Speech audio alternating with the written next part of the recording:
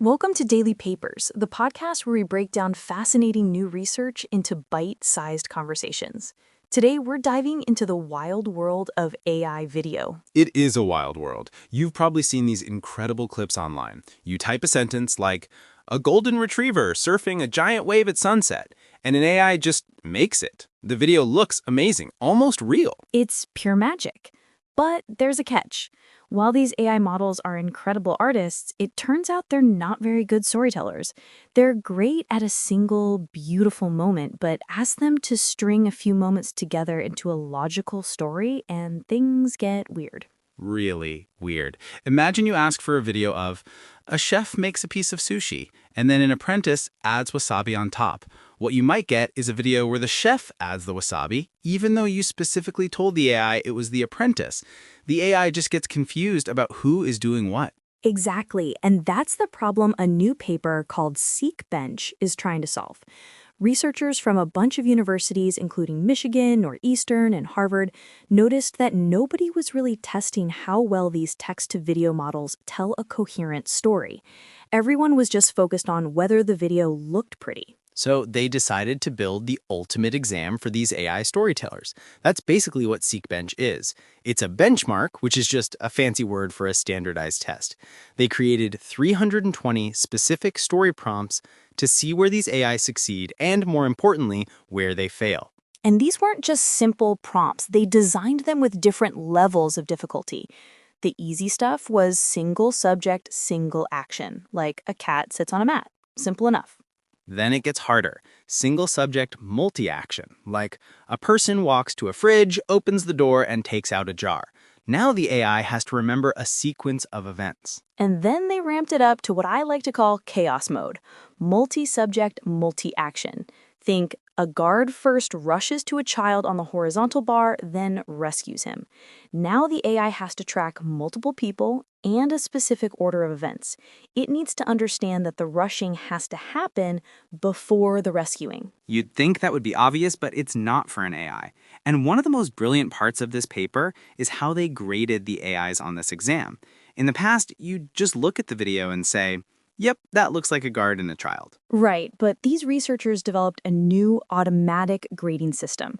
The technical term is a dynamic temporal graph, but the idea behind it is actually really simple. Think of it like a recipe. The prompt, crack an egg, then mix the batter, is a recipe with 2 steps. Their system first breaks the prompt down into that recipe. Step 1, crack an egg. Step 2, mix batter. Then it watches the video the AI made and checks if it followed the recipe in the correct order. And here's the clever part. Their system knows that step 2 depends on step 1. You can't mix the batter if you haven't cracked the egg yet. So if the AI messes up and shows the mixing first, it doesn't just fail that one step, it fails the entire sequence because the logic is broken from the start. So what were the results? After putting 8 of the top text-to-video models to the test, what did they find? They found a massive gap. All the models were excellent at visual quality. On a scale of 0 to 1, they were scoring around 0.8 for making pretty pictures. They look great. But when it came to narrative coherence, actually telling the story correctly, the scores plummeted. How badly? The best performing model, Kling 2.0, only scored a 0.25 out of 1 for coherence. That's a failing grade in any school.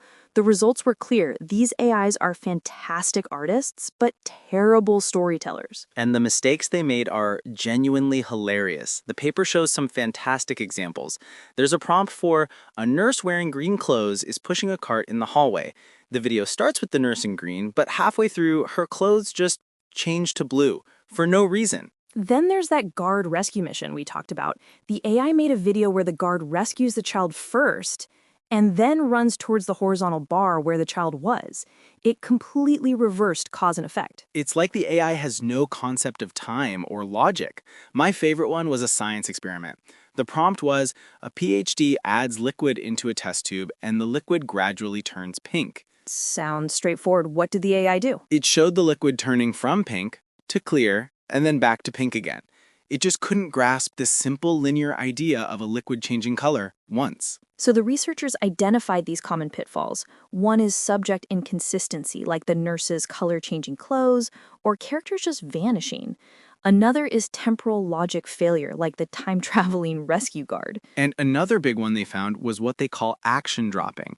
When a story gets too complicated with multiple steps or people, the AI just gives up. It will just skip a few steps in the middle, hoping you won't notice. So why does all this matter? I mean, funny AI bloopers are great, but what's the bigger picture here? The big picture is that for text-to-video AI to be truly useful for things like making movies, creating educational content, or even just helping you visualize a story, it needs to understand narrative.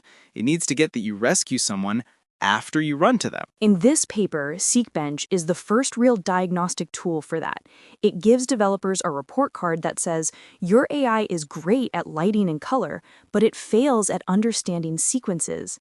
Now they know exactly what to work on. It's the first step towards turning these AIs from just being amazing image generators into actual coherent storytellers. And that is a truly exciting next chapter.